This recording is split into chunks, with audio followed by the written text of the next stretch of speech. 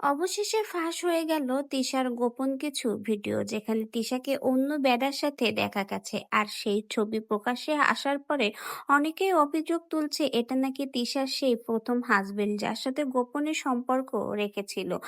আবার অনেকেই বলছে এই বেডার সাথে নাকি আলাদা তিশার সম্পর্ক আছে। অবশেষে এত সমালোচনা এবং মন্তব্য শুনে আর চুপ থাকতে পারেনি তিশা। তাই তো এই বেডার সাথে তিশার কি সম্পর্ক সেই বিষয়ে এবার নিজেই পোস্টের মাধ্যমে ক্লিয়ার জানিয়েছে। এইটা নাকি আমি গাইস নিজেই নিজেকে চিনতেছি না। আর এই বেডাকে আল্লাহ গো কই যাব, এরা কারা ভাই?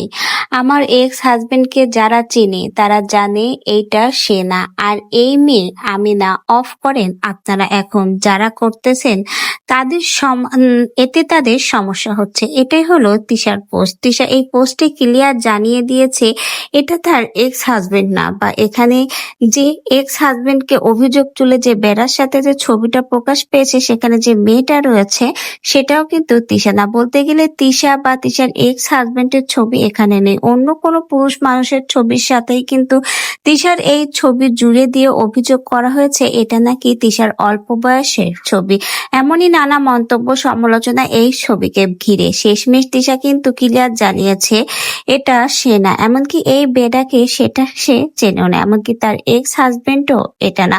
বলতে গেলে এই ছেলে বা মেয়েকে দুজনের একজনই তিশা বা তার এক্স হাজবেন্ড না। এবং এই বিষয়ে যেন সোশ্যাল মিডিয়াতে আর কোনো সমালোচনা করা না হয়, কারণ এই সমালোচনার জন্য তাদের অনেক সমস্যা হচ্ছে। এমনই মন্তব্য এবার প্রকাশ করেছে তিশা তার পোস্টের মাধ্যমে। তো বেশ ক্লিয়ার কিন্তু তিশা এবার জানিয়ে দিয়েছে সোশ্যাল মিডিয়াতে তিশাকে অন্য বেডার সাথে নিয়ে যে অভিযোগ তোলা হয়েছে, যে আঙ্গুল তোলা হয়েছে তিশা নাকি অন্য বেডার সাথে গোপনে ধরা খেয়েছে, সেই ছবি ভিডিও ফুটেজই প্রকাশ হয়েছে সেটা সম্পূর্ণ মিথ্যা বানোয়াট।